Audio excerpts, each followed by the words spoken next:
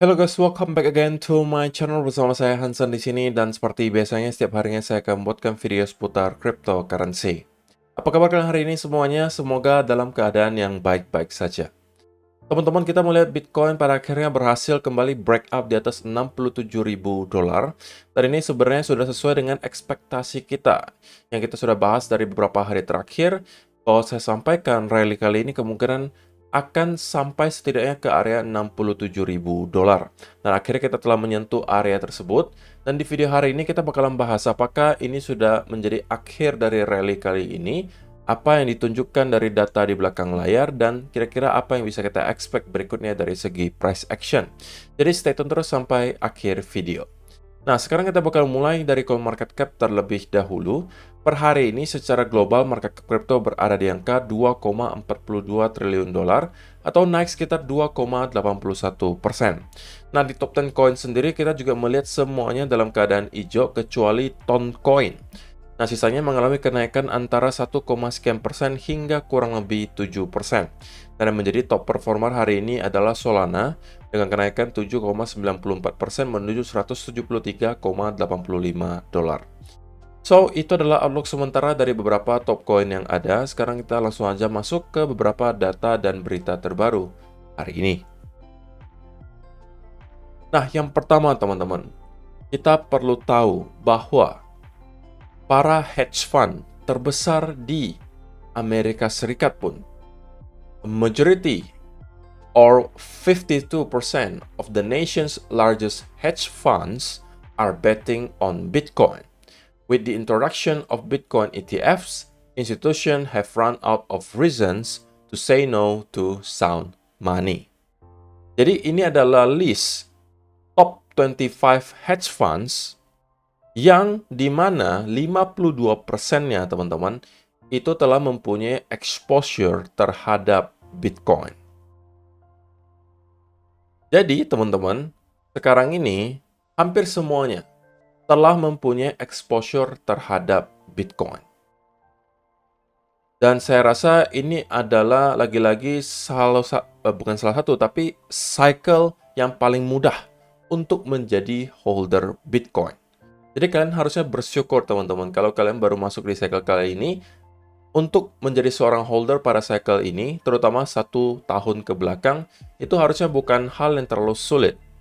Karena kalian melihat adopsi terjadi di mana-mana, para pemain besar juga mulai start untuk masuk, dan itu harusnya akan menjadi pertanda yang baik, karena berarti demand akan datang dari segala arah, sedangkan supply Bitcoin tidak bisa bertambah, cepat atau lambat, harganya yang harus terapresiasi. Itu yang pertama teman-teman. Kita perlu tahu sekarang hedge fund juga ikutan, sudah ada negara, bank-bank besar, institusi besar, dan lain seterusnya. Dan juga yang kedua, teman-teman, kenapa kita melihat ada pelanjutan kenaikan di harga Bitcoin?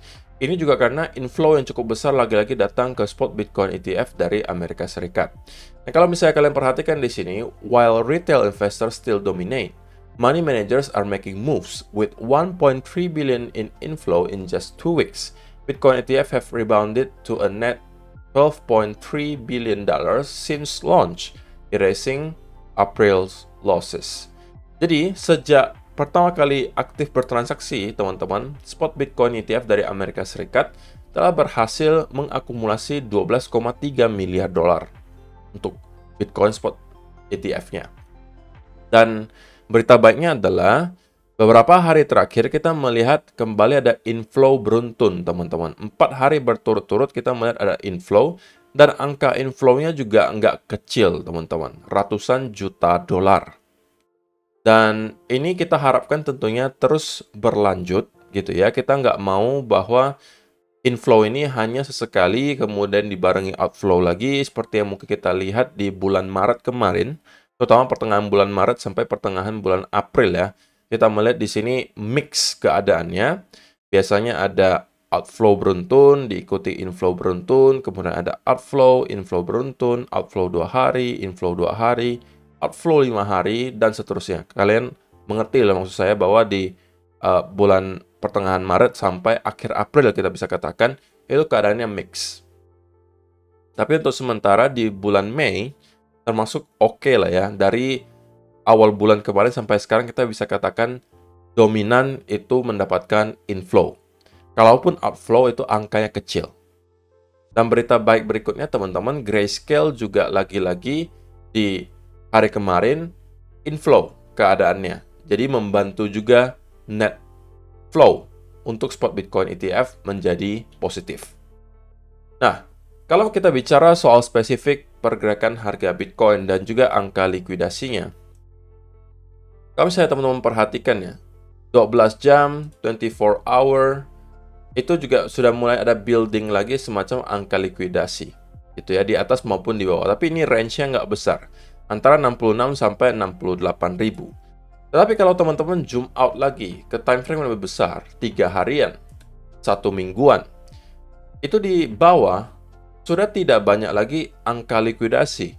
Selain mungkin sudah di bawah 60 ribu. Ya kan? Kalau kita lihat 1 bulanan, sama juga. Menunjukkan bahwa sekarang yang lebih banyak masih tetap di arah atas. Kalau kita lihat yang 3 bulanan teman-teman, ini terlihat jelas ya. Kalau misalnya market maker mendorong harga sampai ke kurang lebih area 71.000 atau bahkan ke all time high yang baru, maka akan ada banyak sekali likuidasi yang terjadi di sini. Jadi ketika kita nyampe ke area tersebut, itu bisa dibantu oleh semacam short squeeze juga untuk kita kemudian mendorong lagi harga ke atas. Jadi so far dari segi data kelihatannya cukup baik ya teman-teman, bahwa kita melihat angka likuidasi itu masih tetap lebih besar di arah atas. Walaupun bukan berarti untuk short term kita tidak bisa mendapatkan semacam koreksi dulu ya, karena di 24 jam kita melihat ada penumpukan sedikit di sekitaran area 65 sampai 66 ribu dolar. Tetapi dari segi funding rates pun teman-teman perlu saya sampaikan, sekarang cenderung terlihat netral angkanya. Artinya walaupun ada angka likuidasi, tapi ini tidak terlalu besar. Dan orang-orang beberapa waktu belakangan sepertinya tidak terlalu tertarik gitu ya untuk menggunakan leverage yang terlalu besar untuk trading. Ditunjukkan dari angka funding rates yang cenderung netral.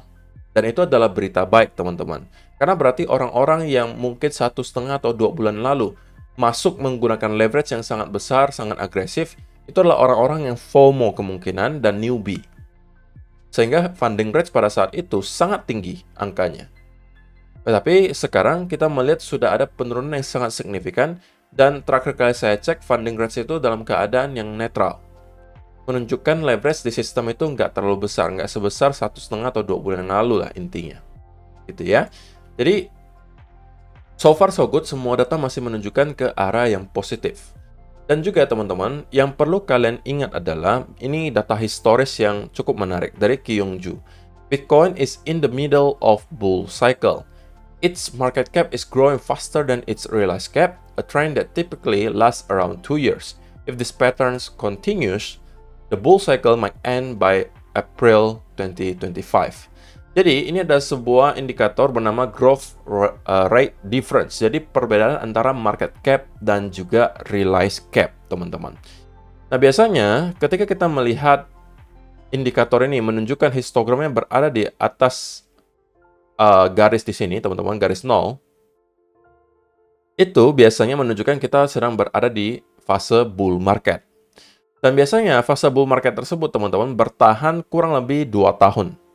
Contohnya sangat banyak. Kalian bisa lihat dari cycle 2014, 2 tahun kita kemudian masuk ke bear market. Di sini 2016 sampai 2018 kita juga melihat bull market. Di sini juga menunjukkan 2 tahun. Di sini juga 2 tahun. Dan kalau misalnya teman-teman kita akan mengulangi hal yang sama dengan yang kita lihat sebelum-sebelumnya, maka kita bisa expect bull cycle kali ini berakhir di bulan April tahun 2025. Berarti kurang lebih hampir setahun lagi kita akan mendapatkan bull market. Walaupun tidak ada garansi, tapi 3 cycle sebelumnya itulah yang terjadi. Jadi kemungkinan teman-teman, akhir tahun ini sampai awal tahun depan akan menjadi fase-fase yang sangat menarik. Terutama untuk para investor cryptocurrency. Untuk sekarang mungkin kalian belum merasa terlalu euforia ya, terutama untuk para altcoin holder. Ya karena mungkin saya juga menyadari bahwa altcoin masih sangat struggling pergerakannya teman-teman. Walaupun Bitcoin telah mengalami rebound yang signifikan, tapi rata-rata altcoin itu masih stuck harganya di range yang sama dengan yang mungkin kita lihat 1-2 minggu terakhir. Dan itu dikarenakan memang biasanya teman-teman, sentimen market itu ketika baru shifting dari yang awalnya bearish ke bullish, pasti diawali dulu oleh rally di Bitcoin. Karena ada cycle-nya teman-teman. Kalian pasti juga udah pernah lihat. Diawali Bitcoin, kemudian start Ethereum mendapatkan traction gitu ya. Artinya dia mulai start outperform Bitcoin. Kemudian setelah Ethereum outperform Bitcoin selama beberapa waktu, berhari-hari atau bahkan berminggu-minggu, kemudian start altcoin di top 20, top 30 juga mengikuti pergerakan Ethereum, mulai outperform juga. Dan barulah sisanya nanti yang microcap, yang meme coin itu juga mulai mengalami kenaikan. Itu terakhir teman-teman. Tapi biasanya memang diawali oleh Bitcoin dulu. Ya selama Bitcoin performanya baik teman-teman, ya kita juga bisa expect cepat atau lambat altcoin juga akan catch up. Gitu ya. Nah, sekarang kita bakalan bahas spesifik apa nih kira-kira yang sedang terjadi di price action-nya Bitcoin. Nah, setelah pada akhirnya teman-teman kita berhasil breakout dari symmetrical triangle, saya sampaikan pada saat itu targetnya setidaknya di area 67.000. Dan kita telah persis breakout di atas area tersebut. Nah, yang perlu kita lakukan sekarang menurut saya pribadi kalau kita mau melihat Bitcoin kembali ke all-time high adalah closing weekly candle di atas $67.000. Kita sudah sempat closing daily di atas 67.000, tapi barely gitu. Hanya sedikit di atas, hanya kurang lebih $67.039. Jadi tipis banget closing di atasnya. Yang kita perlukan sekarang adalah weekly close di atas 67.000. Ya kalau lebih baik lagi sampai 68 atau 69 close-nya. Dan untuk sementara, kalau misalnya diperhatikan teman-teman, di time frame kecil ya, di 1 hour, so far tidak ada indikasi yang terlalu buruk ya. Kita masih melihat konsolidasi terjadi di sini. Ini kemungkinan kembali akan membentuk semacam symmetrical triangle. Dan kalau misalnya teman-teman sempat masuk mungkin dari sekitaran area di sini, ya mungkin masih bisa di hold gitu ya posisinya. Dan kalau misalnya kalian sempat masuk, setidaknya saya sarankan geserlah stop loss kalian ke arah entry. Beberapa hari ke depan tentunya akan sangat menentukan teman-teman. Kenapa? Karena ini sekarang kita berada di area major resistance terakhir menurut saya sebelum area all time high. Jadi kalau misalnya kita berhasil breakout dari sini dan kemudian konsolidasi, maka kita bisa expect Bitcoin untuk minggu depan kemungkinan akan coba nge-retest ke area 70-an ribu. Tetapi yang tidak mau kita lihat adalah kita lagi-lagi mendapatkan rejection dari sini. Oke? Walaupun rejection itu bukan berarti kita langsung akan reversal ya teman-teman. Bisa aja itu adalah pullback juga sebelum pada akhirnya kita building momentum lagi ke atas. Gitu ya. Tetapi kalau misalnya sell off tersebut terlihat sangat impulsif, kemudian diikuti ada bearish continuation pattern, nah ini yang berbahaya gitu. Atau kita justru membentuk apa? Head and shoulder. Bisa juga membentuk apa? Rising wedge. Gitu kan? Dan kemudian sell off diikuti bearish continuation pattern. Nah, itu yang berbahaya. Itu yang kemudian menunjukkan, oke, kita sepertinya belum siap untuk breakout di atas 67.000 dan kita kemungkinan akan mendapatkan koreksi yang cukup dalam jika itu yang terjadi. Jika kita mendapatkan sell off diikuti ada bearish continuation pattern. Tapi kalau tidak, menurut saya belum ada yang terlalu banyak yang perlu kita khawatirkan. Terlebih lagi kita sekarang berada di weekend ya teman-teman. Otomatis volume perdagangan kemungkinan tidak akan terlalu tinggi. Tapi ekspektasi saya adalah untuk short term, Bitcoin kemungkinan masih akan mencoba untuk merangkak naik ke atas teman-teman. Selama area trendline ini mampu kita hold gitu ya. Ini kalau mampu kita hold, kita akan kemungkinan terus merangkak naik ke atas menuju kemungkinan ke sekitaran area 68 atau bahkan $69.000. Tapi, walaupun saya beranggapan bahwa biasnya masih sedikit ke arah bullish, saya tidak mempunyai long setup di sini, teman-teman. Kenapa? Karena sekali lagi, risk to ratio di sekitaran area di sini tidak lagi terlalu memadai. Kecuali nanti, teman-teman, kita mendapatkan ada koreksi lagi yang cukup dalam, tapi dalam bentuk bullish continuation pattern, katakanlah dalam bentuk bull flag seperti ini. Nah, kalau itu yang kita lihat, itu mungkin bisa saya jadikan sebagai setup. Tapi kalau misalnya tidak, saya lebih prefer untuk stay away from Bitcoin. Karena saya juga udah punya spot back sekali lagi teman-teman. Naik terus dari sini saya juga happy. nggak dapat setup trading, saya juga happy gitu ya. Dan saya bisa cari setup di altcoin yang juga tidak kalah banyak, teman-teman. Jadi jangan sampai berkecil hati kalau misalnya teman-teman tidak menemukan setup di Bitcoin, tidak usah dipaksakan, carilah di altcoin. Gitu ya. Jadi, kesimpulannya teman-teman, area 67.000 ini akan menjadi area penentuan untuk pergerakan besar berikutnya. Jika kita melihat ada sell off di sini, disertai ada bearish continuation pattern, maka kita setidaknya akan kembali lagi ke sekitaran area mana? Trendline di sini. Oke? Tetapi, kalau misalnya kita breakout dan kemudian start terkonsolidasi, di sekitaran area 70 sampai kemungkinan 68.000, maka kemungkinan minggu depan kita bersiap untuk mendapatkan rally ke area all time high. Atau bahkan 2 minggu lagi. Jadi sekarang ini adalah angka atau area penentuannya. Saya tidak bisa mengatakan bahwa ini pasti garansi ke atas, garansi ke bawah. Kita harus ngelihat clue berikutnya dari market. Kalau kemarin kita sudah bisa mengatakan bahwa saya melihat setidaknya ke angka 67.000 dan itu sudah ke hit, kalau untuk sekarang ini masih gray area bagi saya. Jadi saya masih perlu clue lebih lanjut dari Bitcoin untuk saya dapat melakukan semacam prediksi kira-kira next yang mau ditarget oleh Bitcoin itu berapa.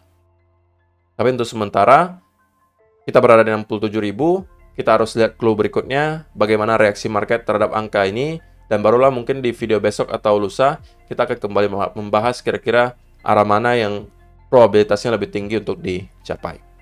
Saya rasa itu aja sih untuk hari ini teman-teman. Terima kasih untuk kalian yang telah menonton sampai selesai video hari ini. Semoga bermanfaat untuk kalian semua. See you in the next video. Bye-bye.